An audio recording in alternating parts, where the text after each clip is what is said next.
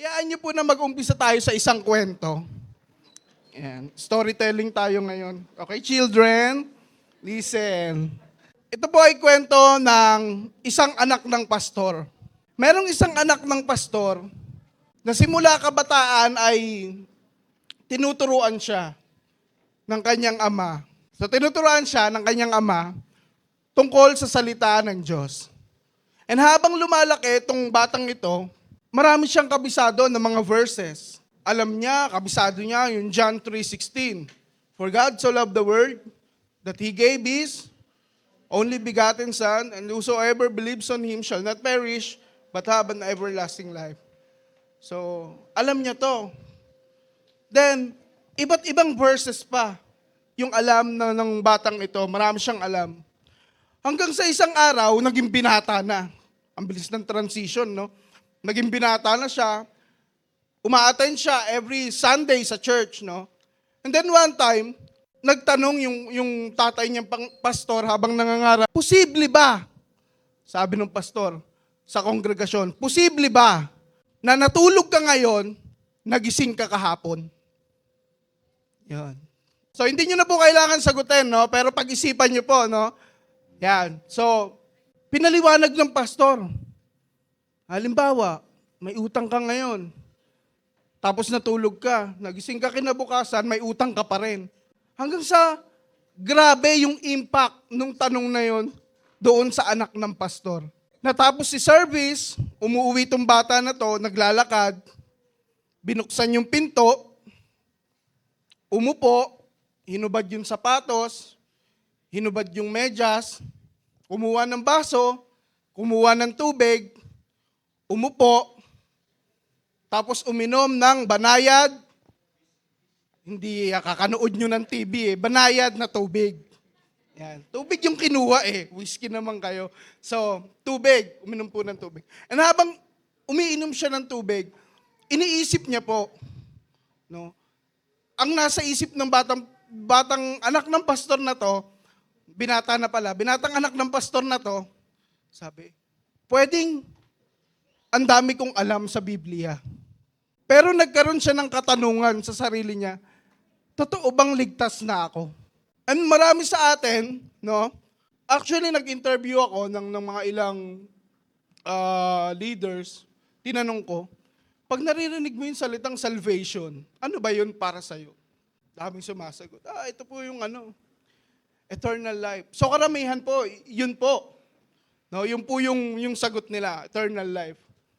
Well, nakasulat naman, no? Eternal life. Yan. So, mas palalimin pa po natin, no? Or mas pababawin. Yan. So, the moment po, pa-flash ako ng John 3:16. Yan. So, John 3:16. Ayan, Tagalog. Mas madaling maintindihan. So, basahin nga po natin. 1, 2, 3.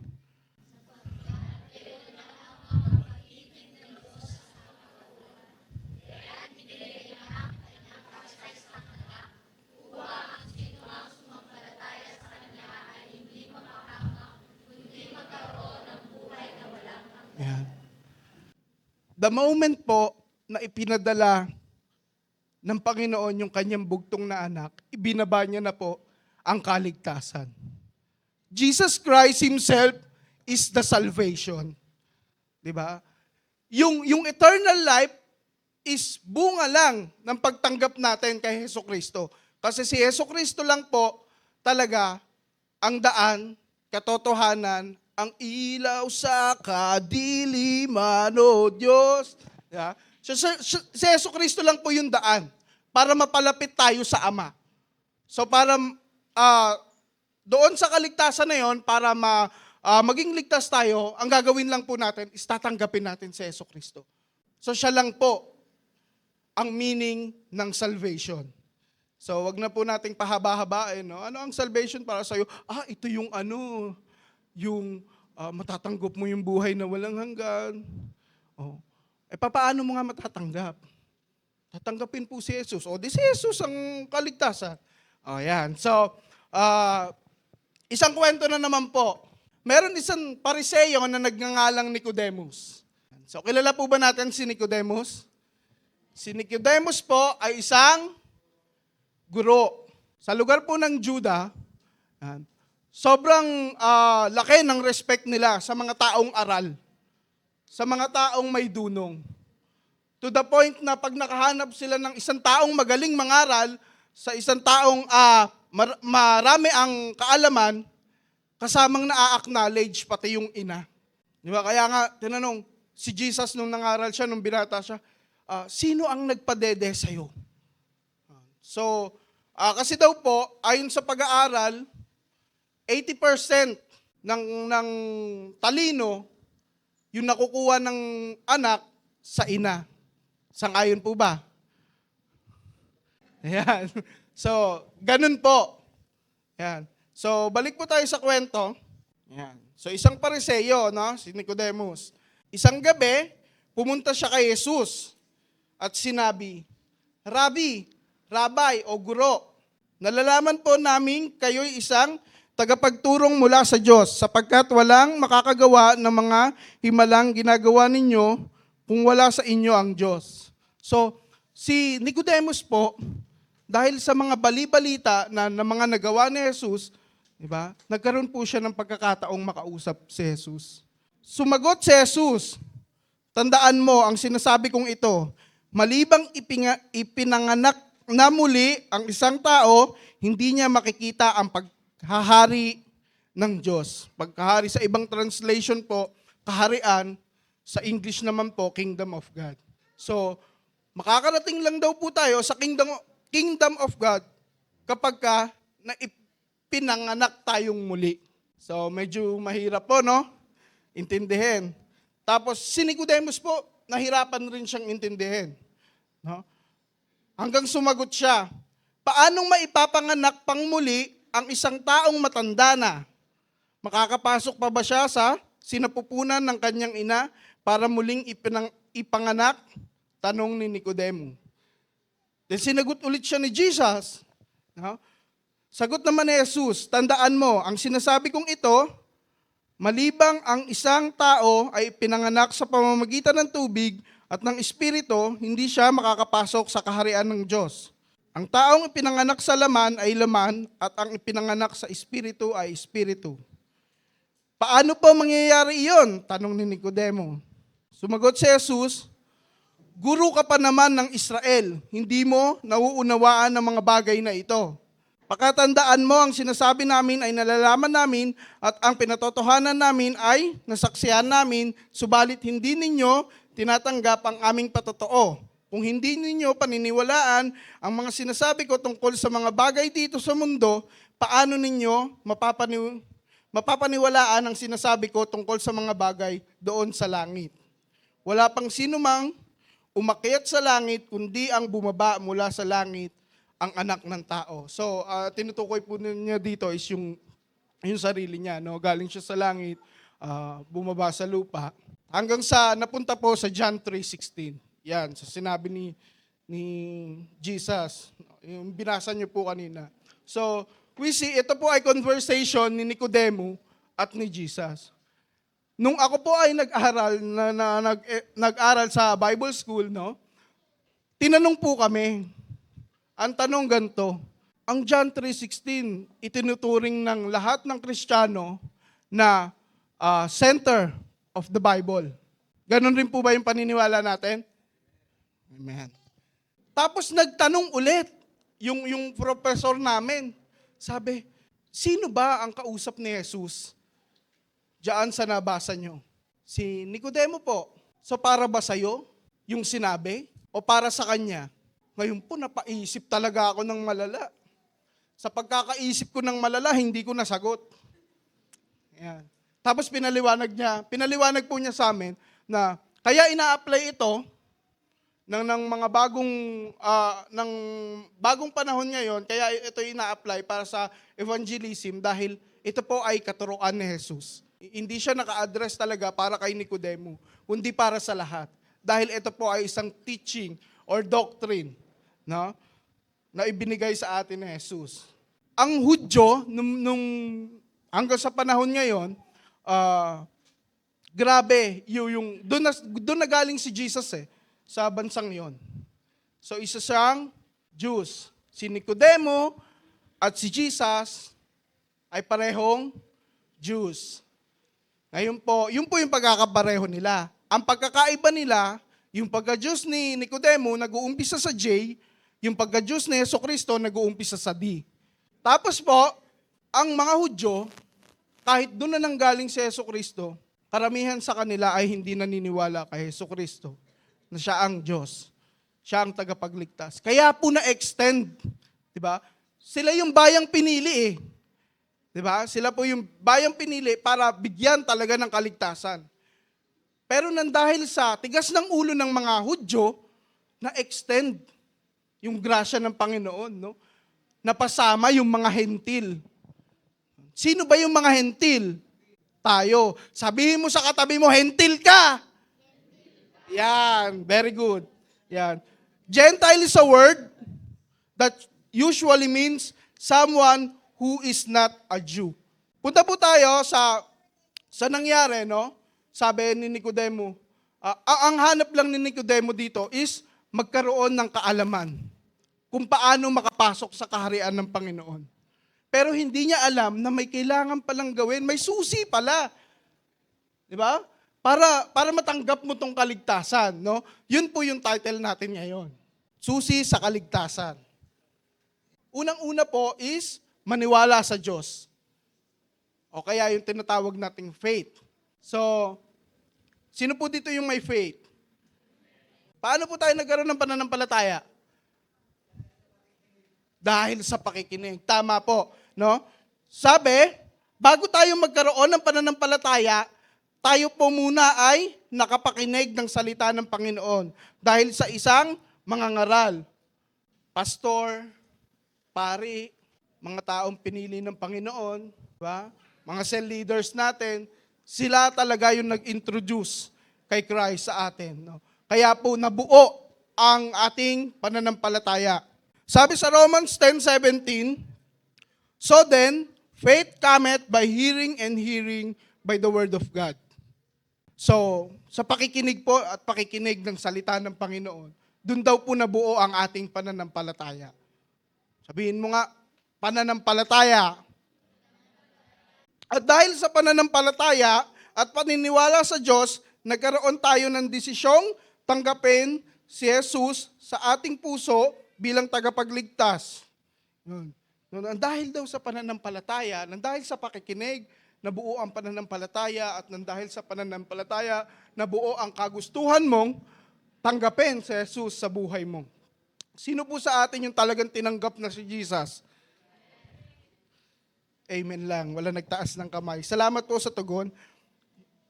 At dahil natanggap na natin si Jesus, nagkakaroon tayo ng kagustuhang mas lumalim ang ating buhay espiritual. Mas lumalalim, mas nagkakaroon tayo ng kagustuhan. Sa nagbabasa na tayo ng Biblia, ito po ay bubuksan natin sa John 3:5. Sagot naman ni Jesus, tandaan mo ang sinasabi kong ito. Malibang ang isang tao ay ipinanganak sa pamamagitan ng tubig at ng Espiritu, hindi siya makakapasok sa kaharian ng Diyos. So kailangan pala, required pala na bawat Kristiyano maranasan ang bautismo sa tubig at bautismo sa banal na Espiritu. Sino na po yung nakaranas ng bautismo sa tubig? Muna, yan. So ang bautismo po sa tubig, hindi po siya pagpapalit ng relihiyon. Na ito po, na simula ng kabataan natin, ito yung pagkakaalam natin, na pagka nagpabautismo ka sa tubig, ito na yung religion mo.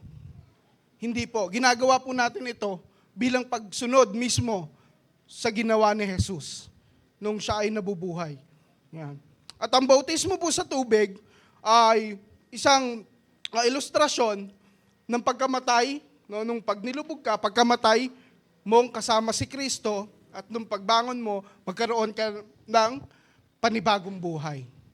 Yan. So, yun po ang ibig sabihin ng bautismo sa tubig. Bautismo sa banal na Espiritu. Yan.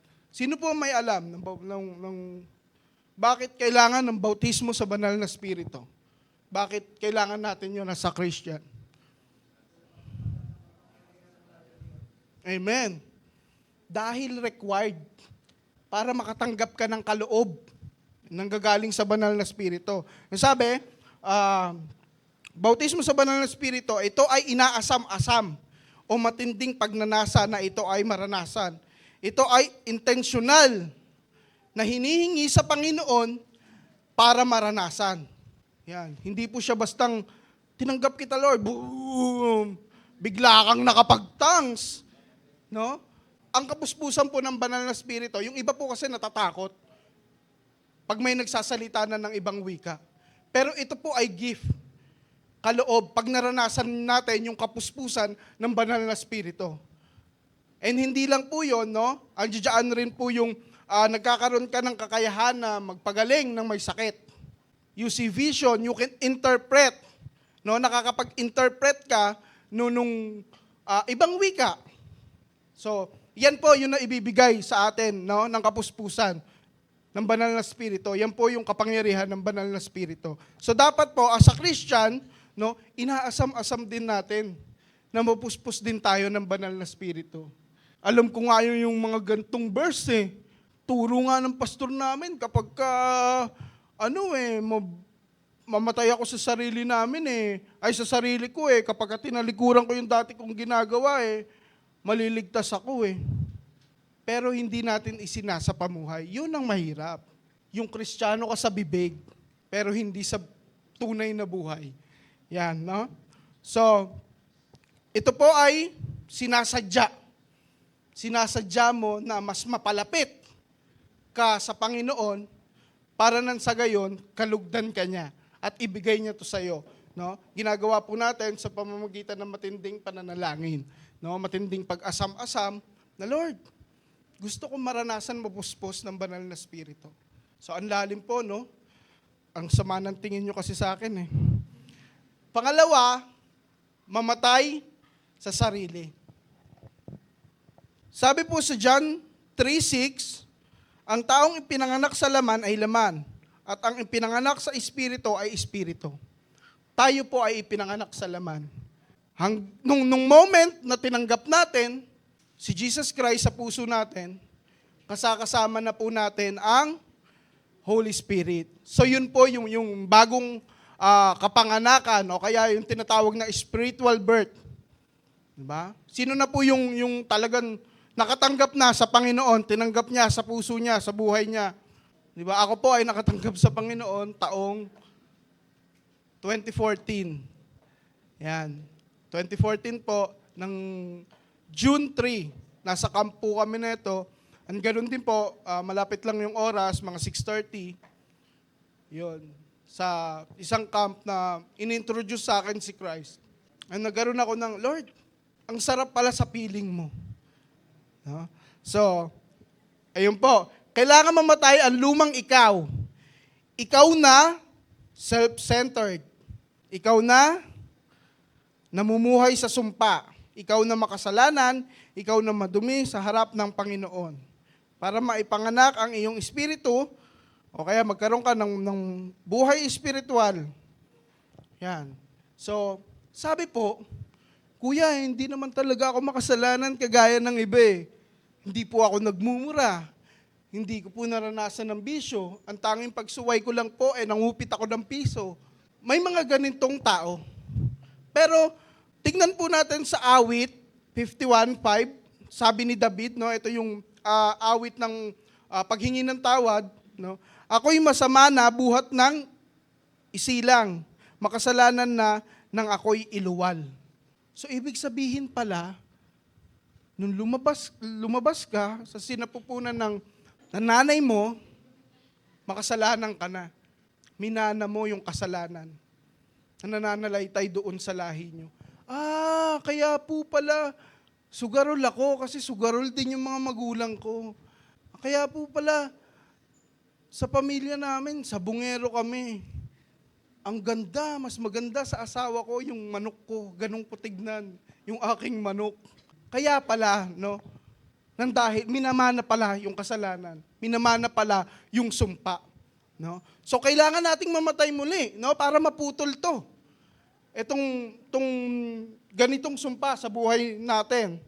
Kaya kailangan nating mamatay sa ating lumang pagkatao sa pamamagitan ng genuine repentance. Yan. Ano ba yung genuine? Genuine. Ha? Legit. Totoo. Totoong pagsisisi. Yan. So, hindi siya, fake. Legit eh. So, meron kasing peke. Naalala ko, meron akong pinuntahang isang simbahan. Nagkaroon ako ng kaibigan doon.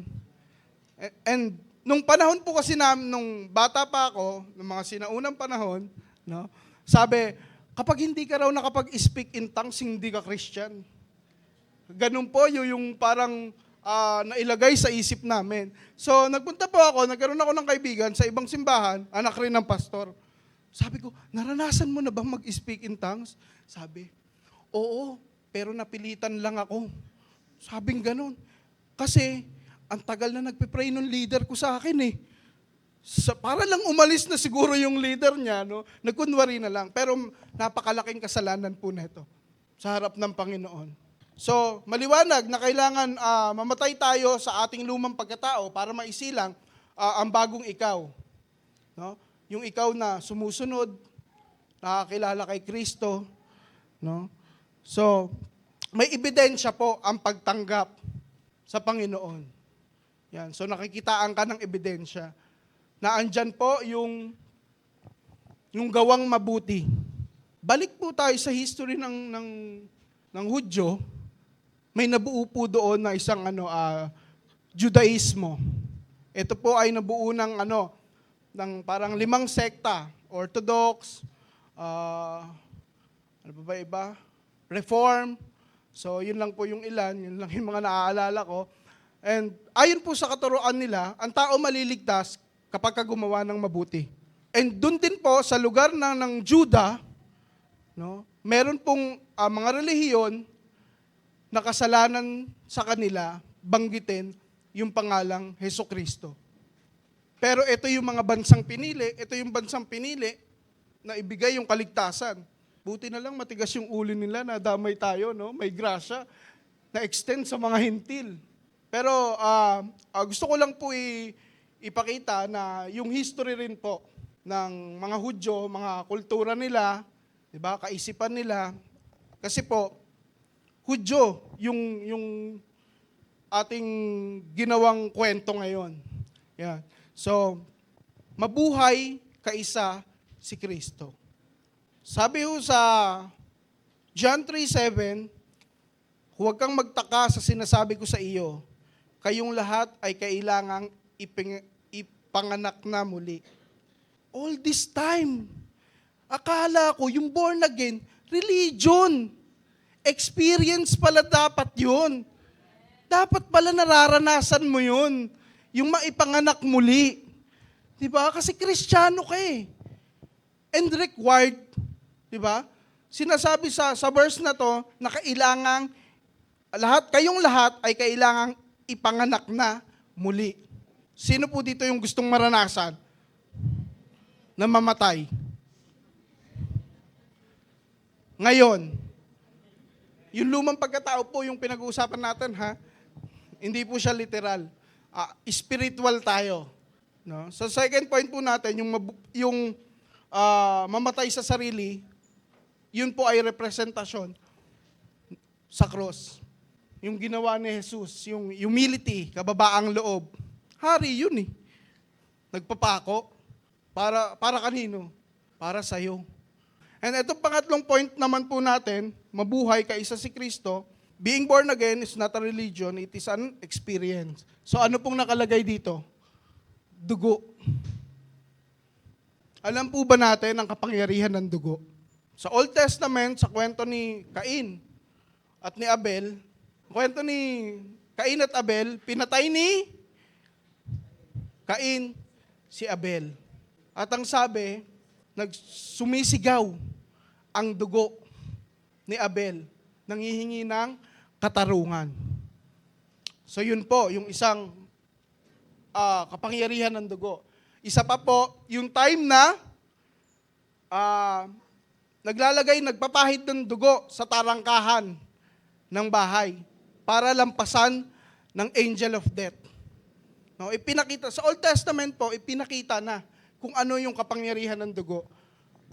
Para ma-ready na tayo, mas maintindihan natin sa time ng bagong tipan, no, which is yung blood ni Jesus Christ.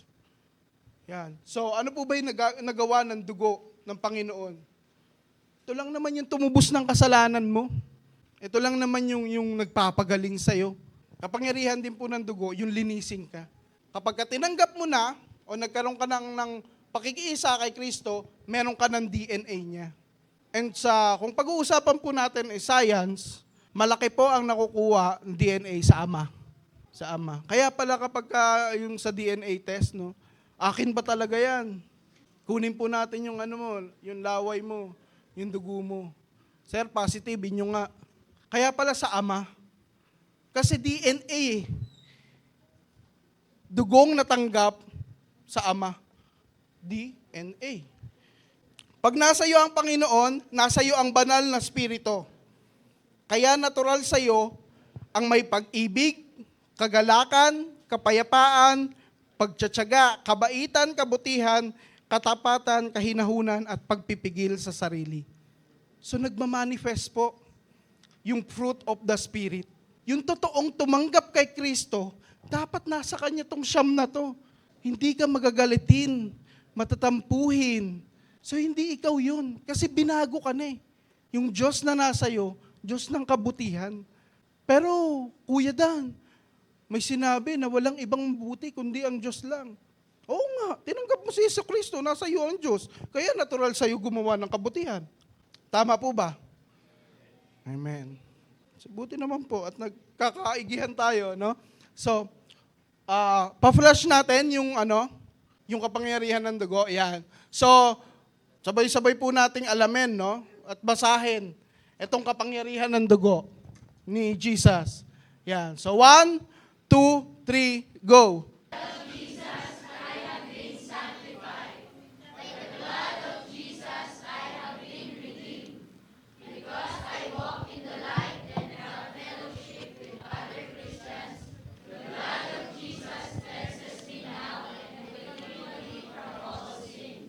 Last of Jesus, I have been sanctified. So, yan po yung kapangyarihan. Yan po yung ginawa ng dugo ni Kristo sa atin. Punta na po tayo sa conclusion. Sabi po sa 2 Corinthians 5:17, kaya't kung nakipag-isa na kay Kristo ang isang tao, isa na siyang bagong nilalang.